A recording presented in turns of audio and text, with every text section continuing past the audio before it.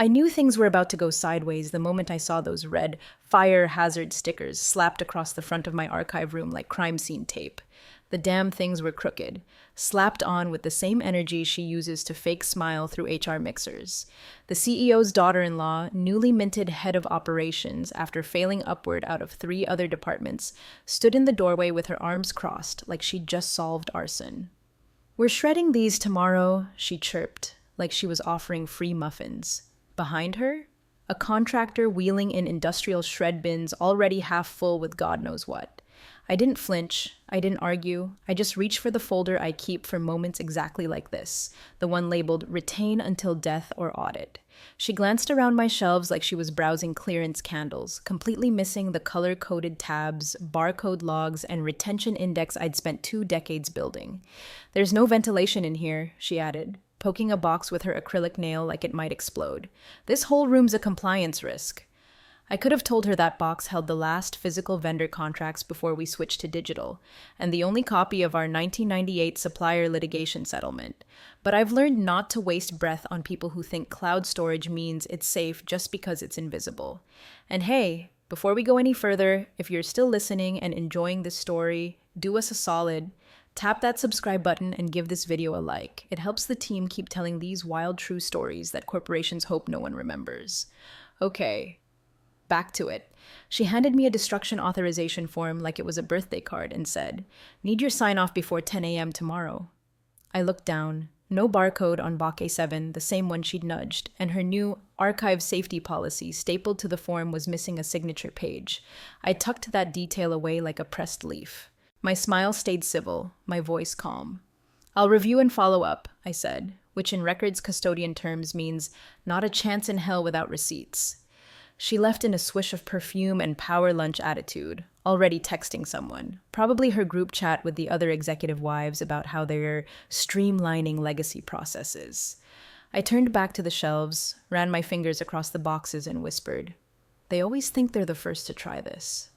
I'd seen this movie before. The urge to purge, the need to sanitize. Every time someone wants to erase the past, they start by pretending it's dangerous. But she didn't know what was in here. She didn't understand that these weren't just old folders and crumbling paper. These were contracts that predate her wedding, founding charters on linen stock with embossed seals, board resolutions with ink that bled when the CFO at the time broke down mid-signature.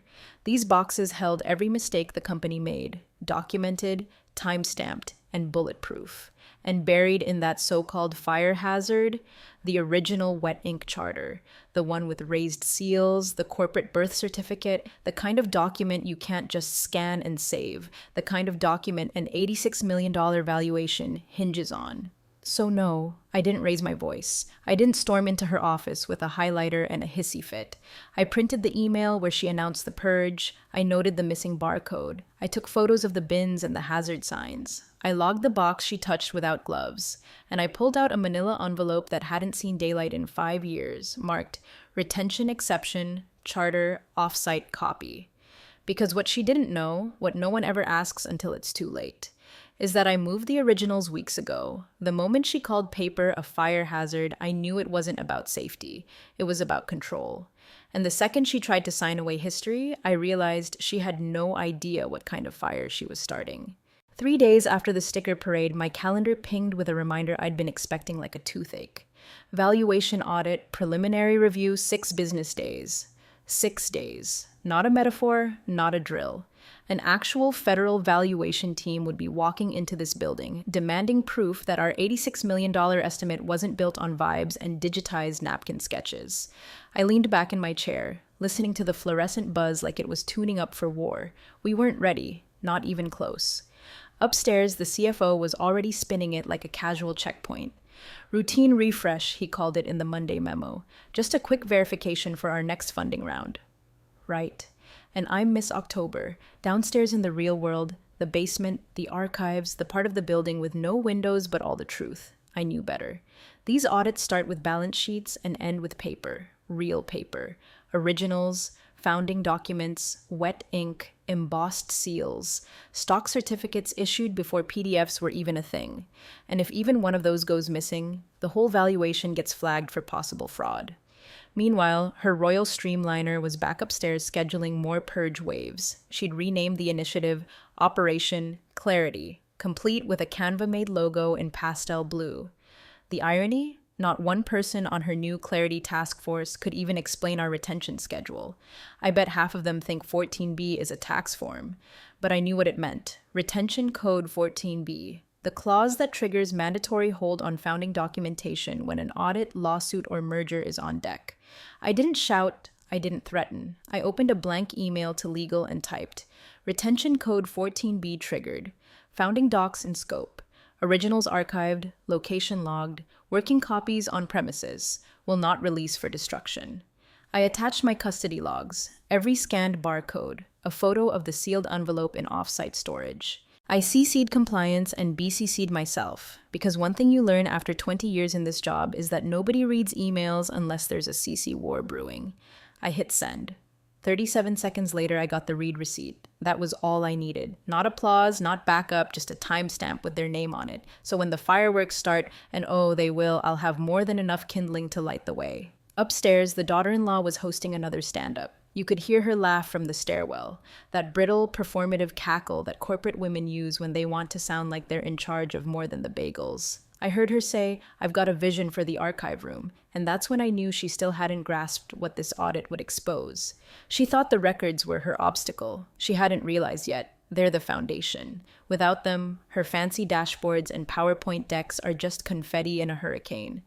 I walked the aisles that afternoon, scanning shelves like I was reading a story. Each box had its own biography. There was the 2001 arbitration case, still sealed with a judge's order. The original supplier agreements with handwritten margin notes from the founder.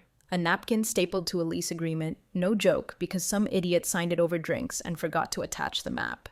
And then, on shelf 6, box B4, the one I'd quietly relabeled last month, sat the working copy of the wet ink charter, the one she almost shredded. I checked the seal. Intact. I checked the log. Still mine. They can smile through their meetings, they can slap pretty labels on efficiency, but an audit doesn't care about PowerPoints. It cares about provenance. It asks one question with surgical precision. Prove you are who you say you are. And when that moment comes, the only thing that matters is whether someone had the sense to keep the paper that says so. Turns out that someone is always me. The purge engine always starts quietly, like termites in a wall. One night, you lock the archive room, everything neat and alphabetized, and the next morning the hallway smells like hot cardboard and shredded ink. I heard the rumble before I saw it, the low grind of wheels on industrial tile.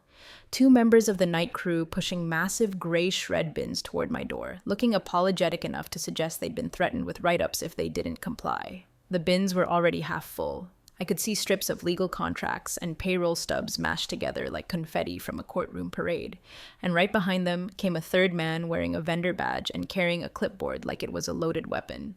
The destruction authorization form was clipped to the top. He offered me a pen with the same tone a priest might offer last rites. I just need your signature, he said, cheerful as poison. Once we have it, we can begin this section. This section. My archive, my history. I took the pen without smiling and let my eyes travel down the page. No reference to audit hold. No audit exemption.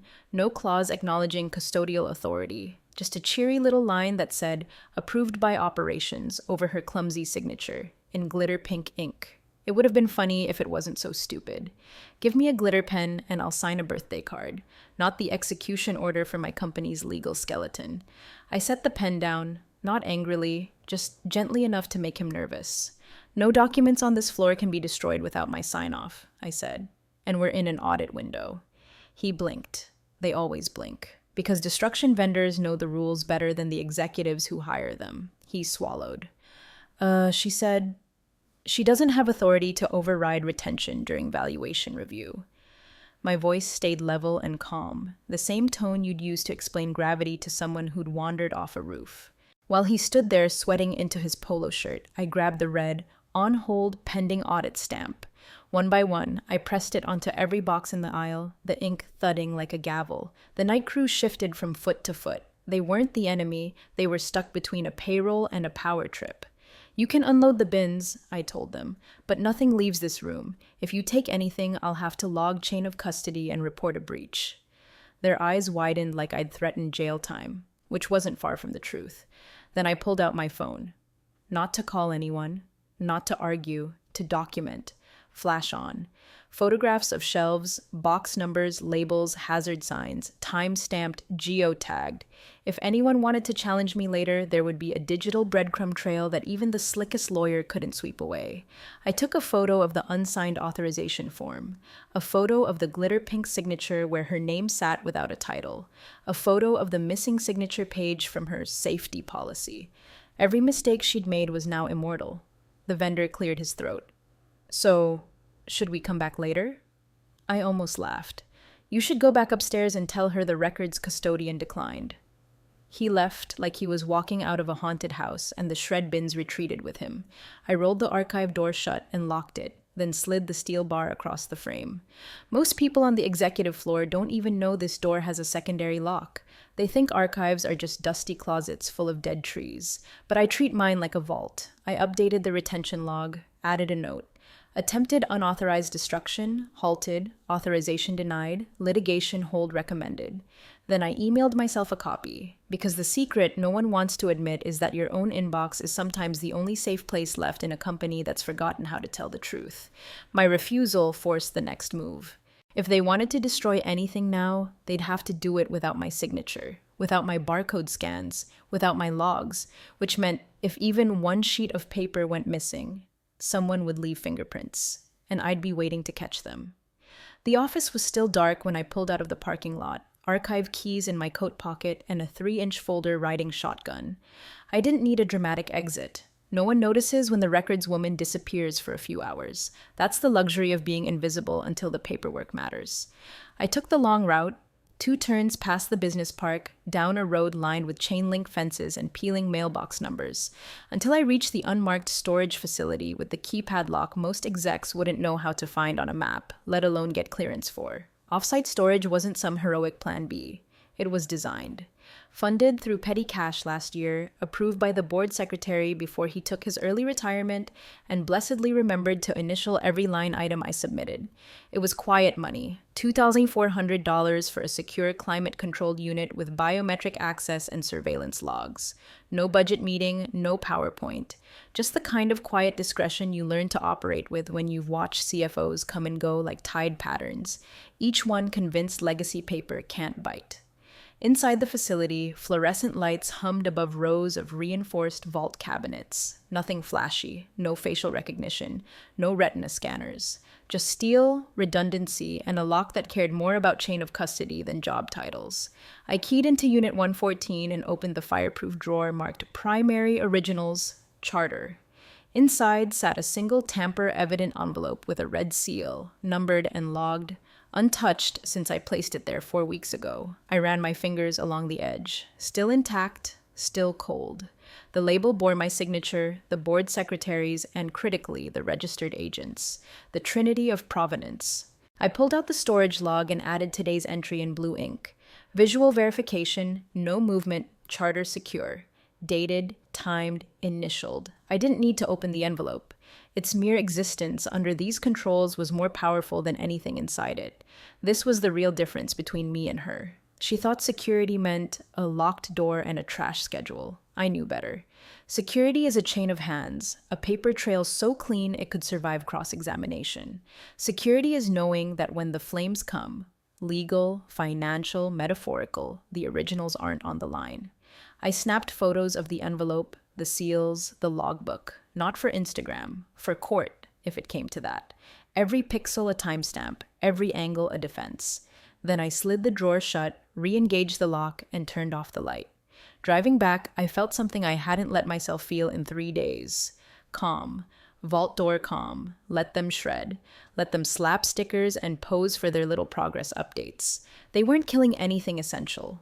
All they had were working copies, replicas, shadows of the real thing.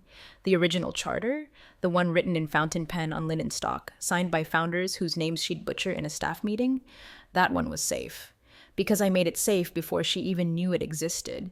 And if this all went the way I suspected it would, she was about to find out that obsolete paper can speak louder than any title on a business card. I didn't sleep that night, not out of panic, but out of calculation. I laid out the old board books on my kitchen table, steaming mug in hand, cats circling like they knew I was hunting something ancient. Loose leaf minutes, dusty ink, paper thick enough to use as roof shingles. I'd read these 100 times before, but this time I was reading like it was court day. The charter's original language was tight, no fluff, no bloat. Just clean corporate law drafted by 3 men who believed in ink, protocol, and keeping idiots away from the levers. And there it was, plain as breath, buried near the bottom of Section 12.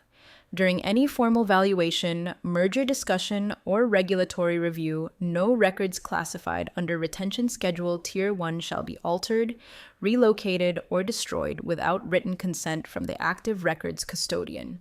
This authority shall supersede operational hierarchy until formally reassigned by board vote. I read it twice, then a third time for the sheer pleasure of it. Supersede operational hierarchy. Not suggest, not recommend, not subject to approval, supersede. I could practically hear the daughter-in-law's eye twitch from 3 floors up. The clause was still active, had never been amended, never voted out. It had passed through years of board transitions like a quiet insurance policy, forgotten by everyone except the person paid to remember. Me. I grabbed the last valid org chart we had filed with legal. Printed on pale blue letterhead, approved and time-stamped. There it was, square in the center, Records Custodian. My name.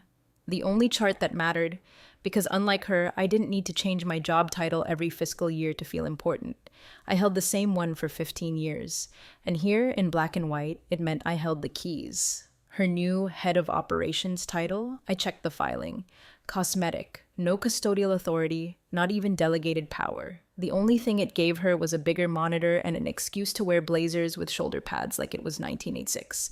I stacked everything into a folder. Charter, clause, org chart, custody log, all of it, sealed and time-stamped. I labeled it Audit Leverage, Founders Clause Active. Next, I sent one email, just one, to Legal, Compliance, and the Internal Audit Lead. Subject line, Retention Clause 12, Active Status Notification. Body, Records, Custodian authorization required for any document movement during valuation. Org chart attached. Custody status unchanged. I didn't say anything dramatic, I didn't accuse, I just lit the fuse and walked away.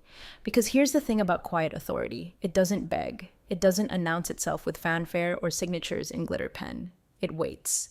And then, when the moment comes, when the question is asked, it answers with facts so sharp they draw blood. They wanted to erase the paper. I wanted to hold the line. Now the line had a clause, and in 6 business days, someone with a clipboard and federal credentials was going to ask a question none of them were prepared to answer: who controls the originals? And when the silence hits, when every eye sweeps the room looking for a savior, they'll remember the woman they suspended, sidelined, and ignored, the one who never raised her voice because she never had to. She just had the clause. They came for me the next morning with a manila envelope and a sheepish HR rep who couldn't make eye contact. "We're placing you on temporary leave," she said, like I'd requested a vacation in hell, "pending investigation into procedural obstruction." Her voice wobbled halfway through investigation. I didn't bother asking who signed it. Her signature was always in pink glitter ink, hard to miss and even harder to take seriously. My badge access was deactivated before I even stood up. A quiet little chirp from the system confirmed it as I tried to scan out of the archive hall for the last time. "Access denied," the reader flashed, as if the building itself had turned its back. They thought that would stop me. She strutted past the glass walls of HR with a grin so wide you could see it from legal. Loud phone call, probably stage, saying, "Purge continues on schedule. By Kobe, that fire trap will be cleared." She made it sound like she was rescuing kittens from a burning library, not dismantling the only thing keeping this company from eating a fraud charge. To her, it was all optics, stickers, bins, performance. She hadn't read a single clause, never touched a custody log, thought record keeping was beneath her, like her name alone could overwrite federal compliance. I didn't argue. That's the beauty of being underestimated. I packed my things quietly. my desk calendar, a 3-hole punch that weighed more than her entire thought process, and the folder I'd already labeled Tripwire Protocol. On my way out, I stopped in the lobby, sat on the bench across from the corporate mission statement, etched glass, riddled with typos, and connected to the guest Wi-Fi. I opened my email, typed 5 words. Subject: Notice of Retention, Hold in Effect 2, Federal Audit Regulator Intake, Document Compliance Division. Body: Records, custodian placed on administrative leave pending audit. Charter originals under litigation hold. Clause 12 in effect. No authorization granted for Tier 1 document movement. Logs available upon request. Attached. Chain of custody. Org chart. Clause 12. The works. Send. And just like that, the tripwire was live. I didn't need a badge. I didn't need a desk. I didn't need to sit in a single meeting to win this war. I just needed one auditor to walk through those glass doors, flash their credentials, and ask the question that undoes people like her. Where are the originals?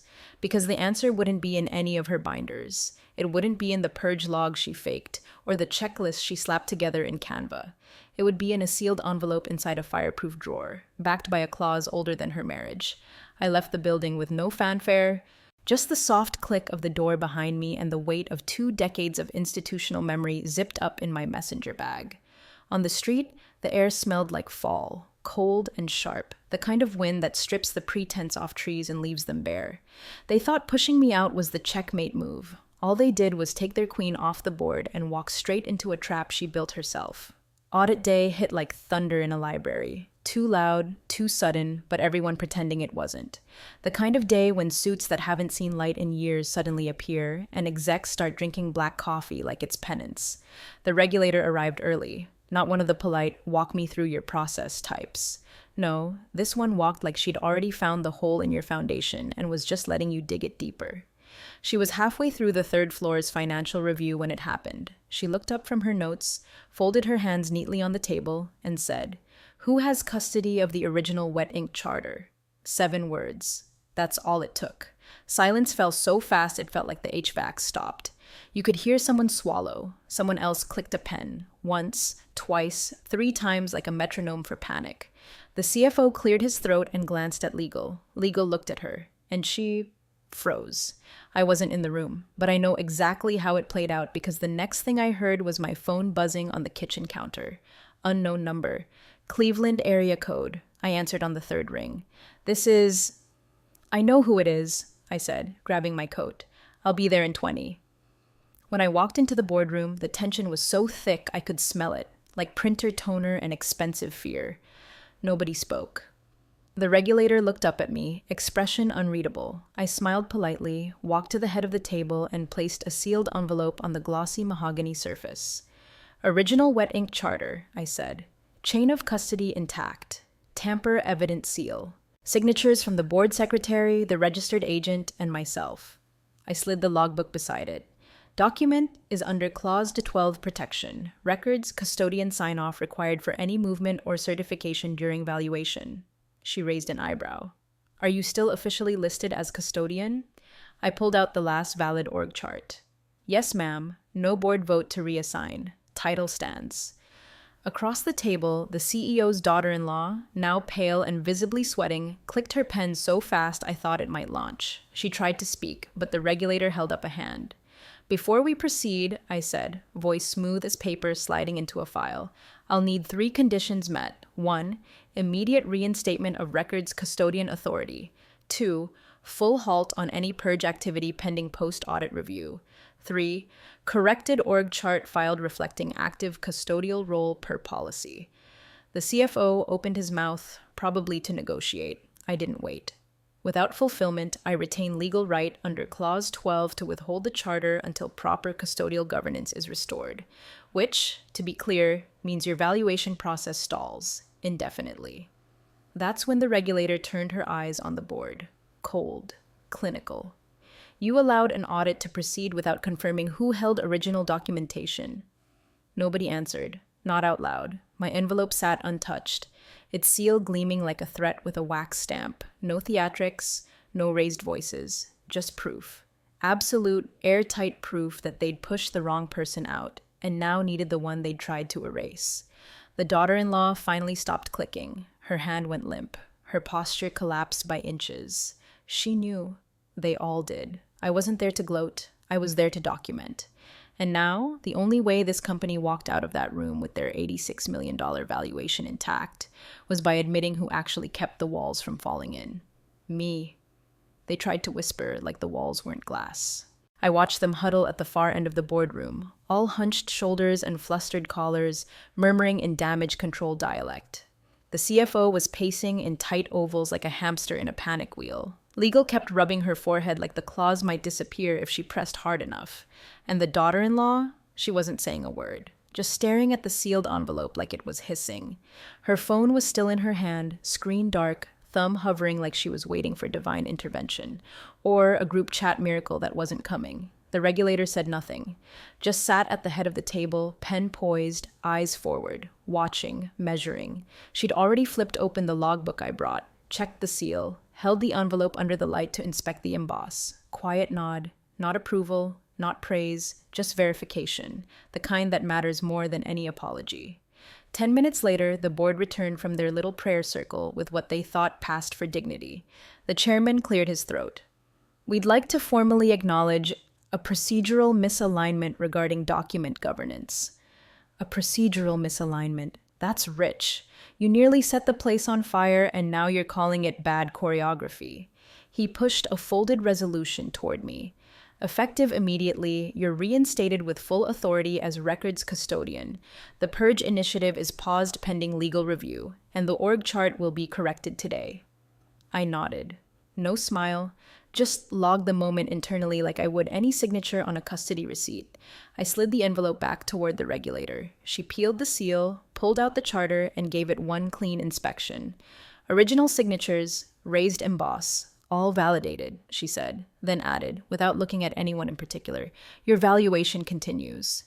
The relief around the table was so loud it was embarrassing. Muffled exhales, chairs creaking as people slumped an inch. No gratitude, no apology. Just relief that the woman they'd locked out still had the integrity to show up and do the job they'd stripped from her. The daughter-in-law opened her mouth, but whatever speech she'd rehearsed died in her throat. The regulator turned to her next, flipping through the shredded paper trail she'd left behind. I'll need a full audit of document destruction logs for the past 90 days, she said.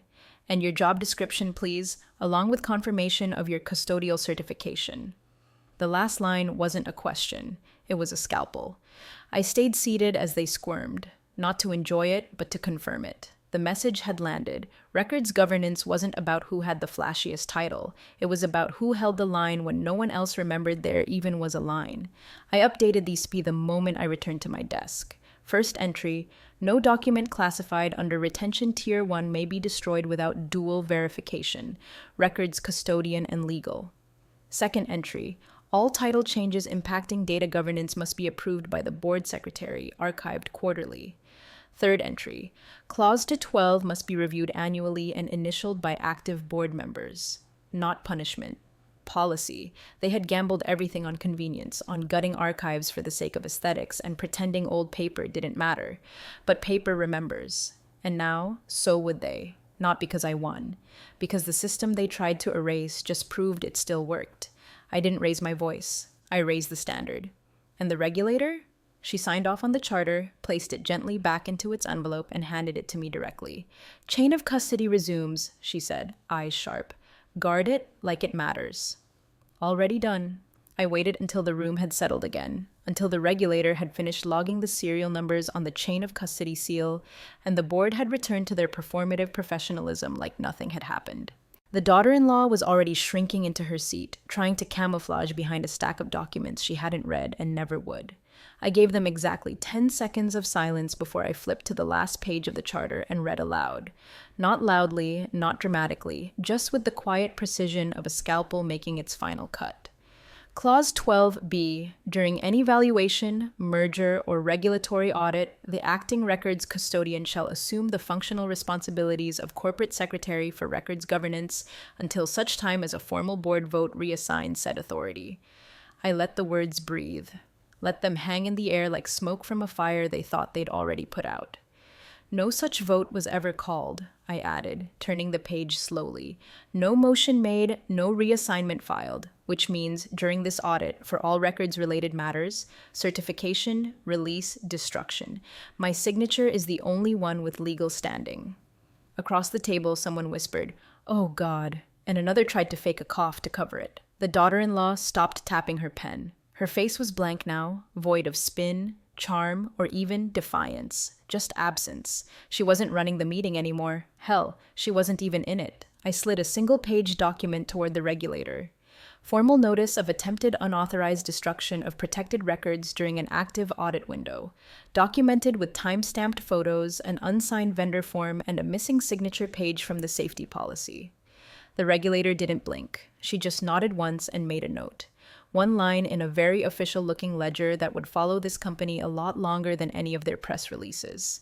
2 hours later, the daughter-in-law was reassigned to special projects, which anyone who's been in corporate longer than a week knows means they gave her a title with no team, no budget, and no door. I heard she cried in the stairwell. I didn't cheer. I didn't gloat. I just returned to my office, badge reactivated, door unsealed, and pulled out the archival return log. The charter went back into its fireproof sleeve, the sleeve into its tamper-evident envelope. I reinitialed the custody log, logged the regulator's review, and requested dual control verification from legal for storage return. No shortcuts, not even now, especially not now. Before I locked the file drawer, I added a final line to the updated SOP. Paper isn't dangerous, forgetting what it proves is. They thought the archives were dead weight, a fire hazard, a mess to sanitize. Turns out the mess was upstairs. And the archives? They remembered everything.